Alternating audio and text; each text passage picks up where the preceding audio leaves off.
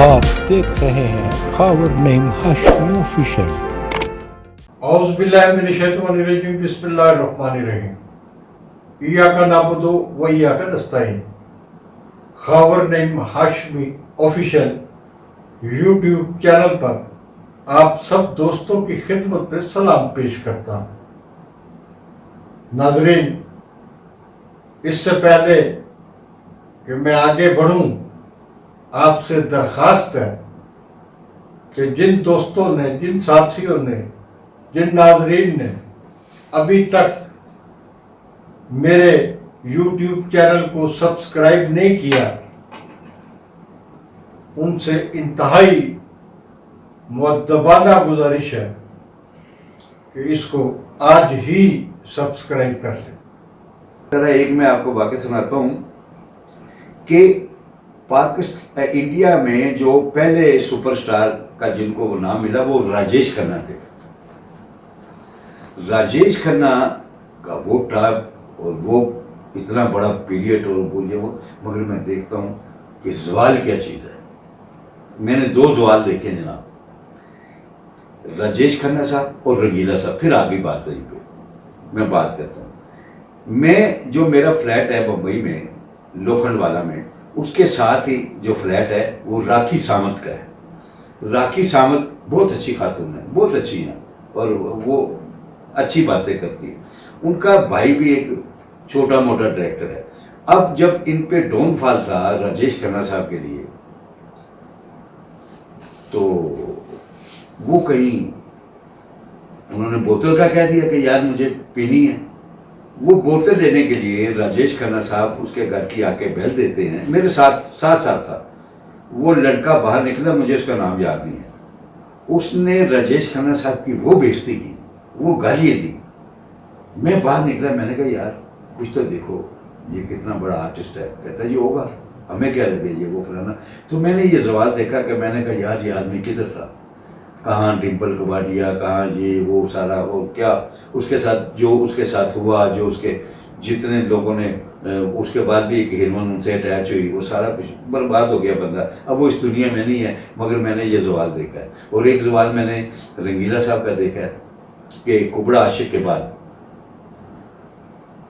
यकीन जाने रंगीला साहब को स्टूडियो में जब एंटर होते थे, जब अरूज का दौर था, तो अपने कमरे तक आने के लिए कोई आधा पौना घंटा लग जाता था। कोई उधर से पकड़ा, कोई उधर से पकड़ा, कोई उधर, कोई उधर। एक टाइम ऐसा आया कि रंगीला साहब एंटर होते थे, कोई उनसे सलाम दुआ नहीं लेता था, कोई बात करने को तैयार नहीं था, कोई फिल्म नहीं थी, कोई कुछ नहीं था। तो ये सिलसिला ऐसे चला कि एक फिल्म बन रही थी आलीजा। वो हमारे एक प्रोड्यूसर थे अपना गाबा साहब, तो डायरेक्टर थे उसके बशीर राना साहब। तो उन्होंने ये एवेन्यू के फुहारे की बात आ गई फिर, तो उन्होंने कहा रंगीले मेरी फिल्म जो सीन है करने, वो अब आ गए थे वो एक दो सीनों पे। जब उसके बाद तो उनको अरूज फिर आया ना, सारा साहब के बाद आया। मगर ये इन बिटवीन का जब या अमानत हमने बनाई, फिर वो अरूज शुरू हुआ। मगर वो बीच में 5-6 साल जो है ना, इतने बुरे थे कि मैं आपको बता नहीं सकता। उसमें उनके घर भी बिका, गाड़ी भी बिकी, वो जो हमने सामान रखा हुआ था कैमरा शैमरा वो भी बिके, और कोई बड़े अजीब से हालात हुए। तो उन्होंने कहा रंगीले, उन्होंने कहा जी कितने पैसे, उन्होंने कहा पैसे का से तो उन्होंने जनाब एक बोतल कटी, उन्होंने कहा देख विस्की की, आजा। रंगीला ने कहा पड़ाओ बोतल, आजा। तो ये एक टाइम आया ऐसा कि ये तो बातें वो जो लोगों को नहीं पता, जो हमारे सामने की हैं, हमारे सामने। तो मैं आपको फिर बात आती है कि ज़वाल क्या है। फिल्म औरत राजा बना रहे थे। अब रंगीला साहब बैठे एक प्रोड्यूसर के कमरे में, दिन में 2 बजे की बात है, वो ताश खेल रहे हैं।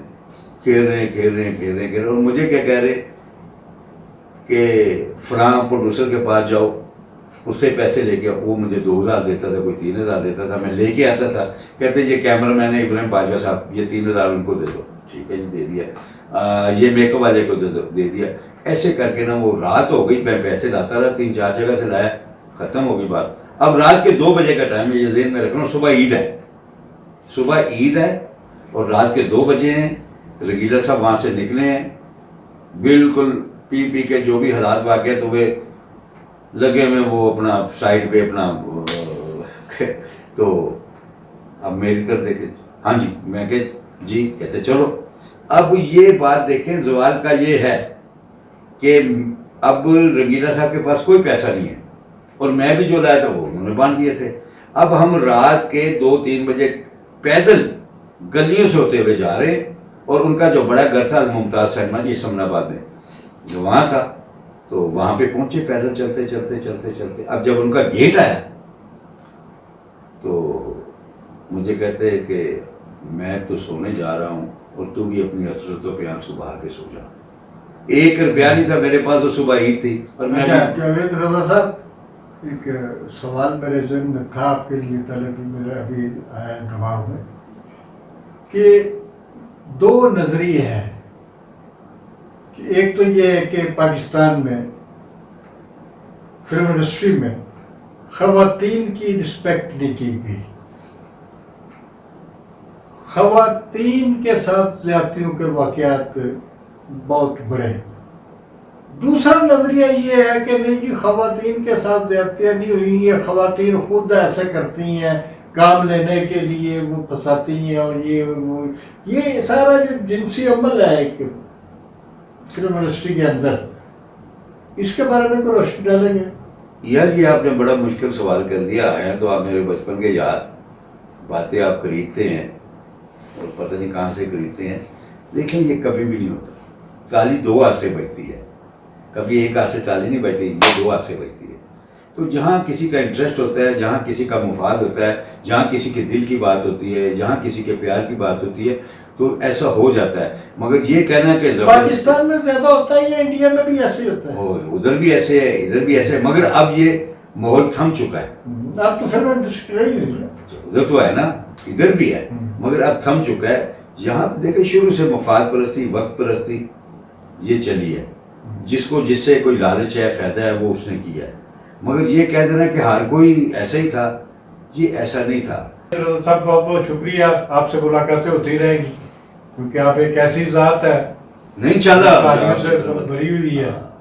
तो आप जाते जाते आपसे गुजारिश है कि जावेद रज़ा साहब की बातें आपने तसल्सल के साथ सुनी है, आगे भी सुनेंगे। आपने कहा ना दीपा, ज़ेबा, शबनम, शबनीम आरा, इनकी भी बातें होंगी, सब बातें होंगी। तो आपसे जाते जाते गुजारिश है, Khawar Naeem Hashmi official YouTube channel को सब्सक्राइब करना मत भूलिए। खुदा हाफिज़।